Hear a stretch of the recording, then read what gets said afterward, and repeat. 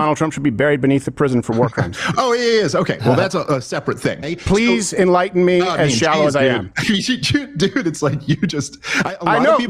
Go ahead. No, just a lot of people told me that, watch out, he's going to be constantly interrupting you, but I didn't realize it was actually going to be like this. Dave Smith went on Steven Crowder, Louder with Crowder's podcast. So I'm just curious to see how this thing turns out and how ridiculous or interesting it ends up sounding. Let me know your thoughts in the comments as well as we watch this together. And here we go. I don't think we should be providing foreign aid to anybody, Israel included, as well as all the surrounding nations. I think we fund all sides of this war. I think we do that a whole lot. Stop all of it. Let the chips fall where they may. I agree with you that no one should have secret nukes. I think that Israel's nukes are so secret that Dave Smith and Steven Crowder can talk about it on a podcast, but I don't think that anyone should be able to have some kind of a different protocol on nukes. AIPAC, I've said they should go screw themselves with a wire brush. I don't like any lobbying group that acts outside of America's interests. I think we would agree on most of that. And as I understand it, you're pro-life. You've talked about that. I know when we test called, you have a cute little guy about the same age as mine, and I think that fundamentally changes you. All of these things, we'd be aligned. This is why I'm such a universe apart, where when I invited you on the show, where you called for impeaching President Trump.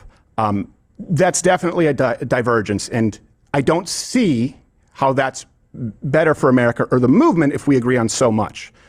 Could you? The floor is yours, sir.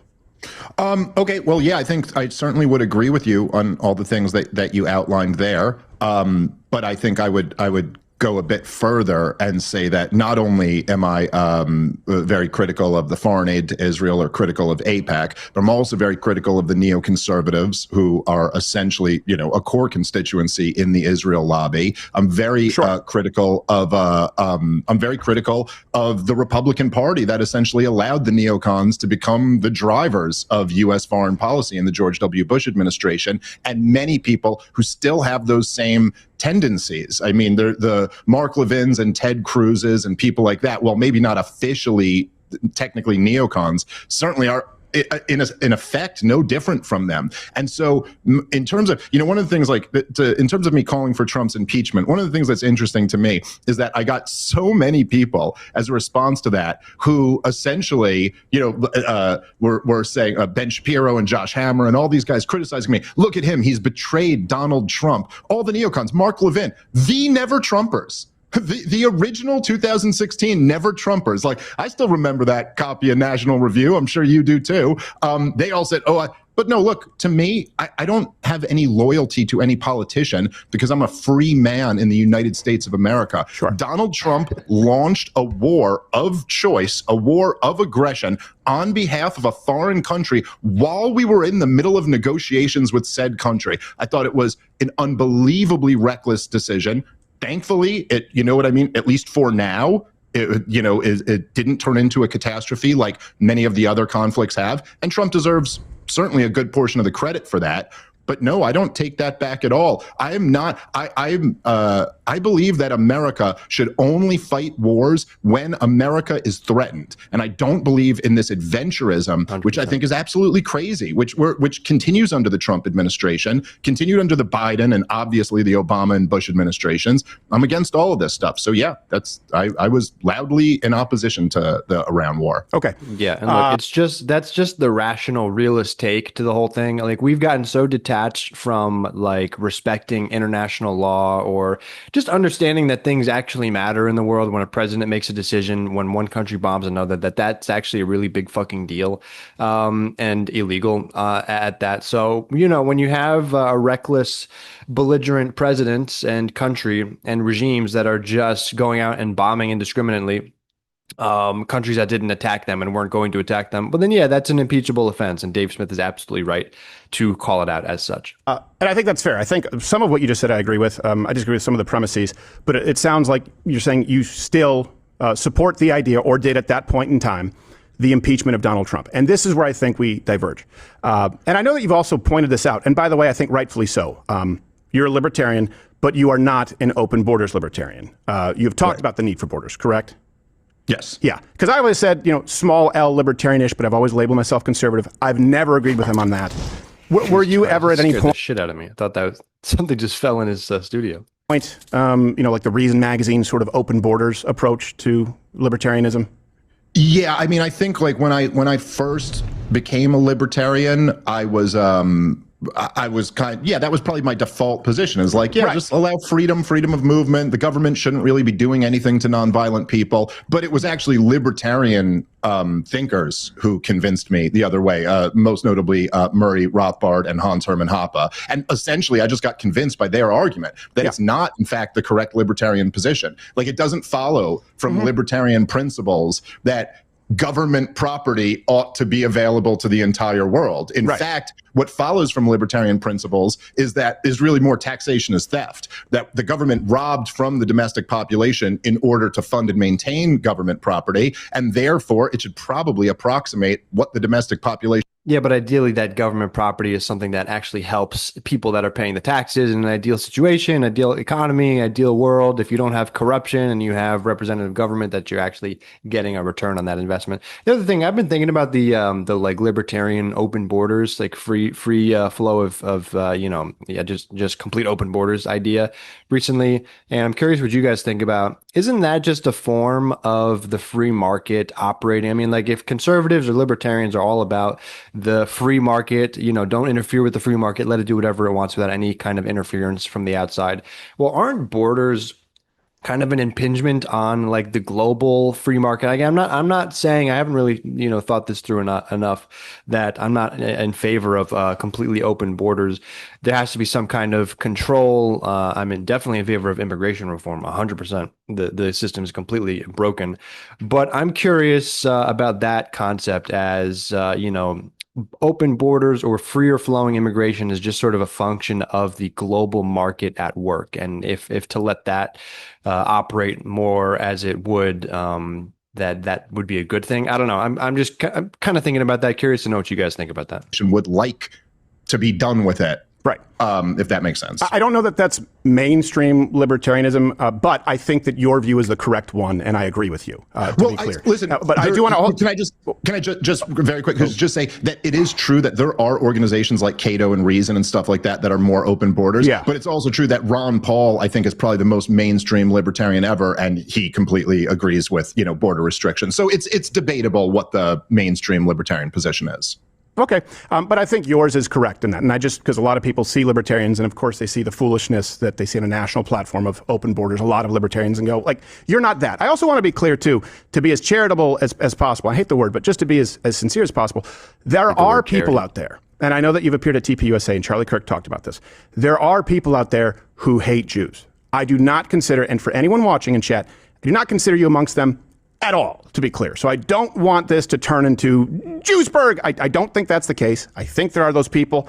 And because I invited you, Candace Owens, some other people on the show, you're the only one who had the balls to show up, which I appreciate. I don't want people lumping you in that category. I think you have legitimate grievances with the government of Israel, and that does not make somebody anti-Semitic. I just say this because I want to cut off at the pass people going, he hates Jews. There are people going, he's a shill for the Jews. It's like, well, okay, none of those things are true. Going back to the impeachment, that was the original question. So you stand by it. Here's the thing. Being real world conservative, right wing, small L libertarian, what mechanism would you have in place for that? And how is that better for America? Because obviously, even if we get to a mechanism, you'd lame duck the most effective president of our lifetime. I think it's hard to argue the most anti-war president of our lifetime. And you'd end up with 4 years of like a Biden or a Gavin Newsom or a Whitmer. That's how it plays out in the real world. Can we stop it? Can we stop being children? Steven Crowder, he's up bombing. He's bombed fucking 11 or 12 or 13 boats just in the middle of the Caribbean. Why? We don't have any jurisdiction over that. Like, give me a fucking break. He bombed the shit out of Iran. He's letting Israel do whatever the fuck they want in the Middle East. He's bombing, we're still involved in Somalia and a number of other countries. Give me a fucking break. This is ridiculous. Okay with it. I'm not. That's where I disagree. Well, I think, first of all, J.D. Vance would become the president if Donald Trump was removed. But again, more hawkish than Trump, though, so it doesn't fix the problem. I don't know. J.D. Vance is postured as when they were doing the Signal chat leak and they were talking about Trump was going to, start bombing the Houthis or whatever, even though that wouldn't accomplish their goals or whatever. They just wanted to bomb people in Syria or excuse me, in Yemen. That JD Vance was like the only voice in the room that was like, "Hey, I don't know if this aligns with our America First policy, proposals." So yeah, again, Steven Crowder just a little bit or extremely off with his footing there. I don't know about that. And I don't know if I agree with you that, I mean, look, yeah, if you're comparing Donald Trump to Obama and George W. Bush and Joe Biden, like, yes, okay, he's preferable to them. But again, yes, but again, I'm just making the point. I think it's, and I think we have to, I just think this is an important difference. That's where I think we separate. I am comparing him to all presidents before him and the alternatives. And even if J.D. Vance becomes president, yeah, I know it goes through the lineage, Vance, and then I believe it's Johnson, Rubio. It would be a lame duck presidency, right? Because the public would just see this man's impeached for the third time, corruption, and it would be waiting out the clock until there's another election.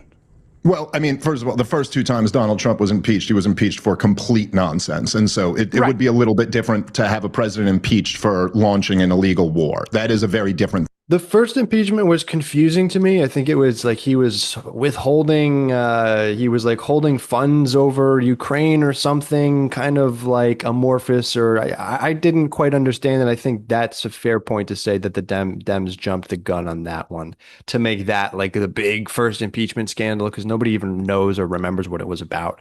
The second one was absolutely legitimate, and I would 100% disagree with Dave Smith. If you look at what happened in the 2020 election, everything that Trump did and trying to overthrow it and rallying up and getting his base to froth at the mouth and come out for January 6th and storm the Capitol and all that madness, that's an impeachable offense. And if you disagree with that, I mean, we'd have to sit down and have a conversation, but that is just absolutely ridiculous.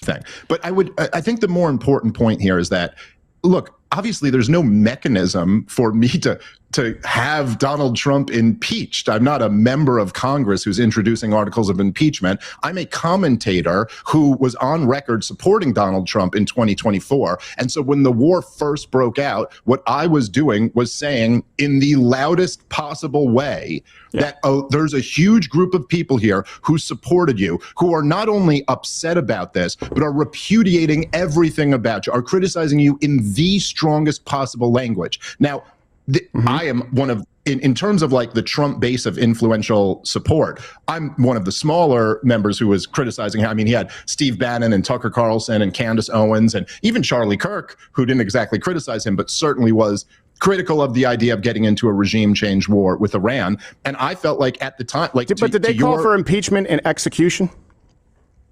Did I call for execution? You have. You said that Donald Trump should be buried beneath the prison for war crimes. Oh, yeah, he is. Okay. Well, that's a separate thing. But what I called for in this case was but did they do anything comparable? Well, hold on. Hold on, Dave. You tend to filibuster, and I want to stick to this just because this is outside of that. I don't think we have that big of a disagreement, right? Well, I don't think I'm filibustering. I was just trying to finish my point. Okay. So I think you've already described, answer right, the mechanism. The mechanism in place would be Congress, correct? I'm not saying that you do it yourself, Dave. But like you said, you were using an influential platform. There were some other people, and largely the left, who were calling for impeachment. So I think that still you stand by it. But the real world fallout of that is far worse for the United States and for the Keep America, Make America Great, America First movement. And that's where I think we diverge. And when I see you saying that, first off, it gives me pause. And I only see you just mentioned those people, and the left calling for his impeachment. And you say, well, yeah, he's better than these other presidents. Okay, so what would be better if you're calling for the impeachment? And it could be facetious, the execution of Donald Trump. That seems pretty extreme, and it seems like a big difference. I mean, again, you can say I'm filibustering, but let me explain my position here. Is that the point I was making was that so many of Donald Trump's most important, and there's really never been a moment in my lifetime like that before. There's really never been, I can't think of any time where George W. Bush did something and Sean Hannity and Bill O'Reilly were just like, that's it. We're done supporting him. And Obama never lost Rachel Maddow or something like that. And I think the fact that so many of us stood up against that was, in terms of, like, to your point, in terms of the real world, what can we actually do?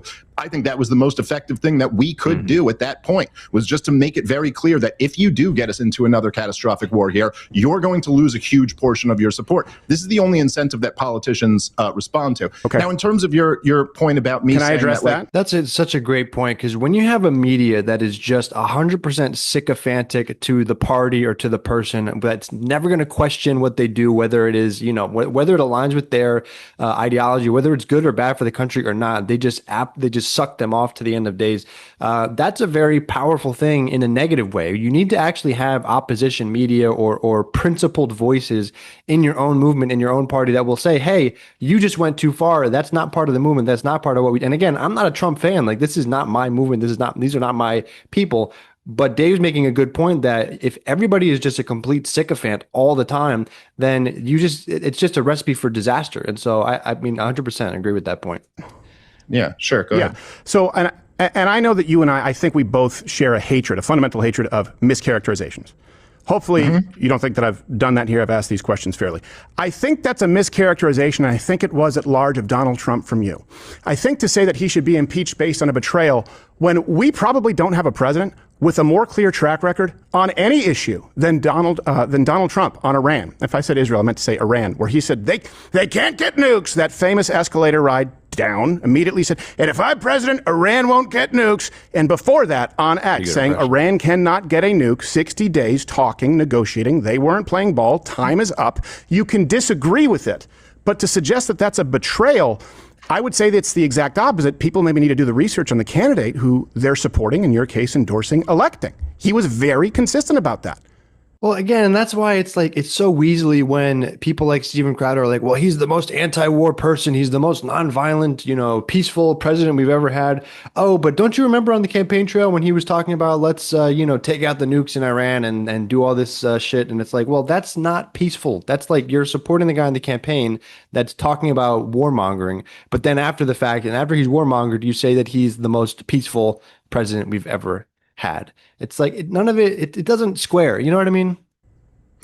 No, I disagree completely. And I think that Donald Trump also bragged about not getting us in any new wars and bragged about ending wars, and many of which he didn't end. But no, I mean, look, there's a major difference between just saying Iran won't get nukes, which could mean anything, and saying I will launch a war against Iran if they enrich up to 60% and are still willing to negotiate down the enrichment. I'm sorry, those are just very different things. Well, you called for his impeachment before he launched the strike, and we're not at war. But Dave, you've been talking. Hold on a second. Man. You always do this where you say, let me finish a sentence, but then you address a point and then scattershot 5 different points. You called for this before. I'm on the exact point that you just asked me about, Stephen. You're claiming I'm filibustering. You're interrupting every time I speak.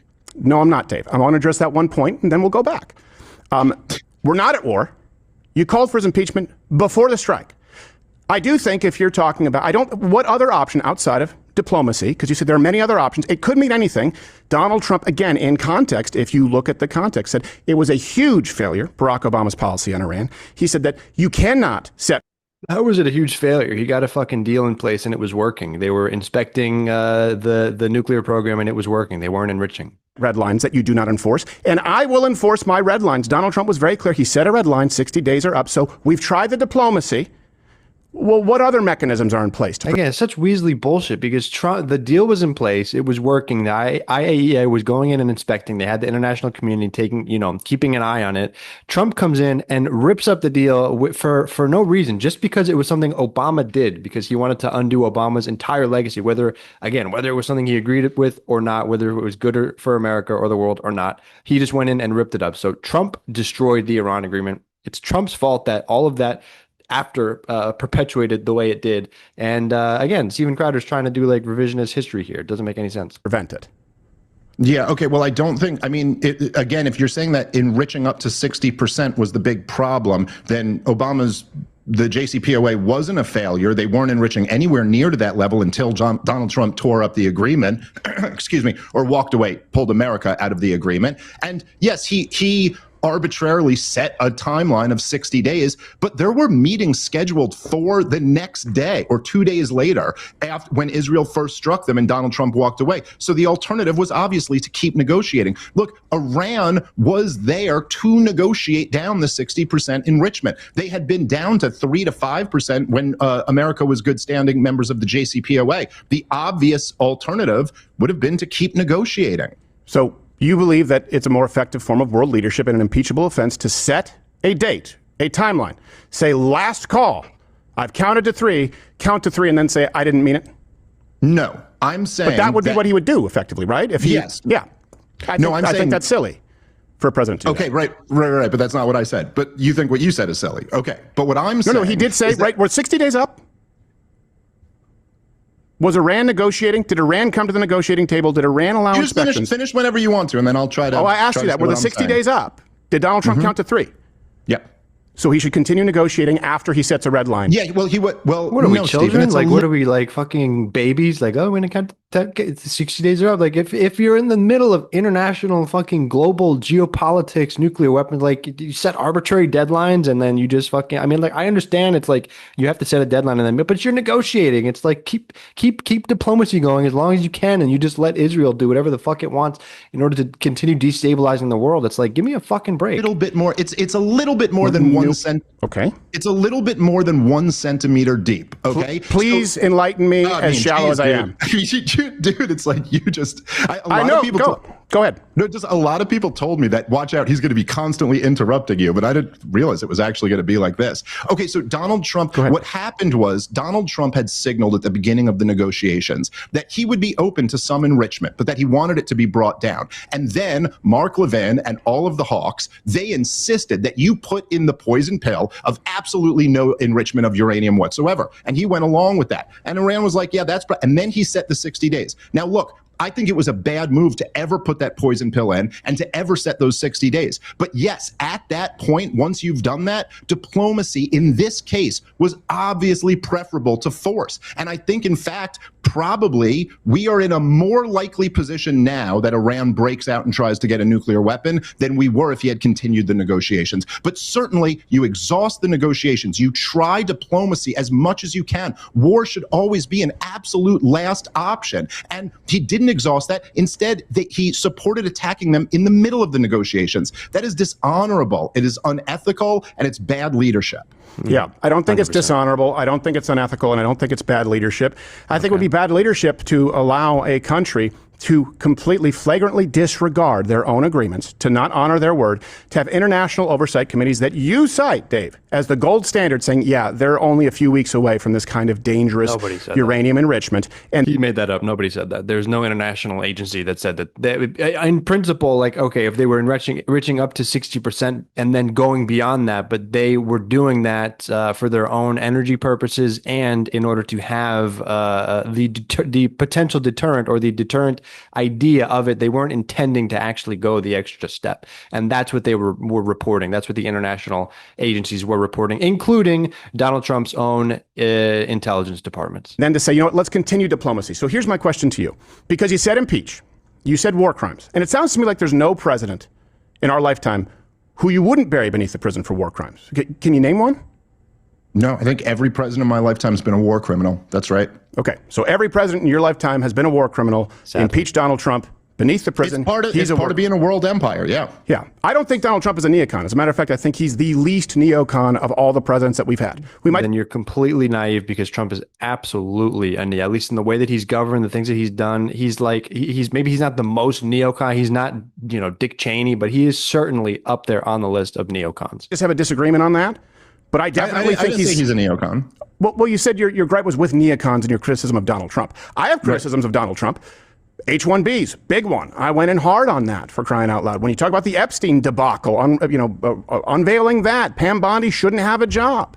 The Chinese student foreign visas, right? I think that's a big problem. I criticize him on a regular basis, calling for impeachment and buried beneath the prison when this man has ended more wars than any other president, at least that I can recall. Pretty close. He's ended many wars. The only one that I don't know where they get this line. How in what world has he ended more wars? First of all, he said he was going to end like Afghanistan. He never got out of it. And then when Joe Biden actually did it, which, okay, maybe he could have done it in a more efficient way or whatever you want. But at least Joe Biden got out of Afghanistan, right? So it's like, and I don't know what, it seems like every time Trump ends a war, quote unquote, ends a war, he gets us right back into another one. So I don't really know where that line comes from. He hasn't ended his Ukraine.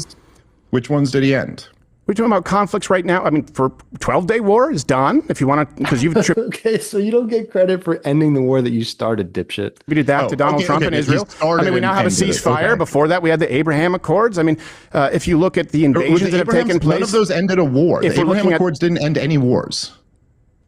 So if we're looking at the other examples in the past where you look at invasions from Russia when they got froggy, obviously they tend to favor Democrat administrations. I think he's been very non-interventionist, not an isolationist. And I think that Thailand, Cambodia is one that comes to mind. India, Pakistan.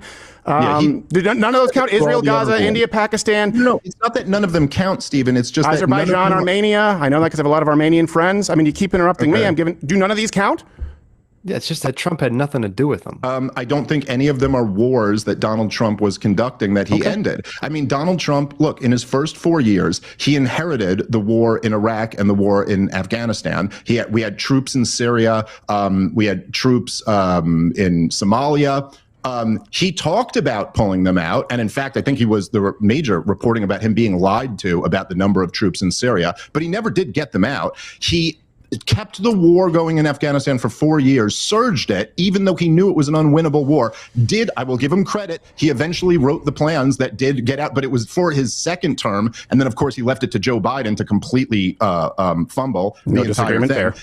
He kept the war in the Saudi invasion of Yemen going his entire first 4 years. He just broke records for the most strikes in Somalia in any year. We've been bombing them since 2002, I think. I mean, so I don't know. And he's backed Israel his entire time in their destruction of Gaza, and he's failed to stop the war in Ukraine. So, like, again, his rhetoric is certainly better. And there are a few things I could look to that I would point to, go, hey, he did a really good job there. But I don't know. I don't really agree with your overall characterization. Well, it's not that you disagree with my overall characterization. Your question was, name me any wars he's ended. And then you move the goalposts, right? No. When I said wars he's ended, I didn't mean like he picked up a phone call and then a conflict like between two other parties. I'm saying wars that America's been involved in. So diplomacy doesn't count there. Or fighting. So none of those would count. No, I'm not saying it doesn't count. I'm saying it's not exactly a war he ended. Well, I want to have this conversation in good faith. And if you say, name me any wars he's ended, and I go, okay, Thailand, Cambodia, Israel, Gaza, ceasefire, Armenia, Azerbaijan, you could argue, hold on a second. Israel, Gaza ceasefire is over, asshole. You could argue that they just bombed. Last night, they just killed 100 more Palestinians and fucking like 30 more the day before and 60 more the day. Like, that shit is a complete joke. At Yemen, really a proxy war with Iran, which kind of brings us back to the initial point. It's certainly more than other presidents. So picking up the phone and engaging in diplomacy, which I thought you would be supportive of, he's done it more than other presidents. And I would say he's set apart pretty significantly, which is why I don't want to impeach him. I don't think that would make America stronger, more effective. I think it would make us weaker. That's really the crux of this. I think he's better than other presidents. I think he's the most effective president of our lifetime. And I don't think it's an impeachable offense. He asked me which wars did he end. I just gave you a list. Do those count? Well, it's again not okay. Look, if you're talking about the war between Israel, if you can call it a war, Israel's destruction of Gaza, yes, after funding and facilitating the whole thing for his entire second term of his presidency, he's gotten a very loosely holding together ceasefire as of right now. So yes, as I've said on my show and said publicly, I give him credit for that. That part was better. The funding it for the his entire presidency, which you seem to agree with, that part was wrong. I agree with the funding of it, you're saying? No, I said, which you already said. Oh, yeah, I agree with you. Yes, sorry. You agree with me. No, Dave, I'm just making, I agree with you. So, okay. You and I share that same common ground, but I just think it's important. Okay. Dave, you said interrupting. I've got a timer clock going. I don't think you're going to like the way it looks. He's timing it? Okay. So I was listing the other examples of Donald Trump being a non-interventionist in comparison to Biden, for example. Even just using your example there, talk about funding the war, Israel, Gaza. Ceasefire's pretty damn quick into Donald Trump's presidency. And I'm not saying it's perfect. I think it's better than no ceasefire. I think picking up the phone and ending conflicts is better than not, but we still find ourselves at the intersect of impeachment. And so, let's move on, you stand by it. I believe that the impeachment, which you called for before the surgical strike on Iranian enrichment facilities, was based on him starting another illegal baseless war, right? That would be the reason for it? Yeah, sure.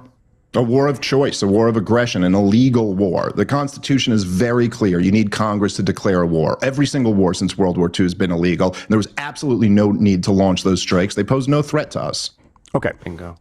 So that's where I would disagree, but I also understand that you're consistent, and I do appreciate it. You think that every war since World War II is illegal, every military strike, and every president is a war criminal who should be executed. I don't think that's realistic. And if you look at the War Powers Act, it delegates the authority exclusively to the president to make that kind of a call, and they have the right to withdraw.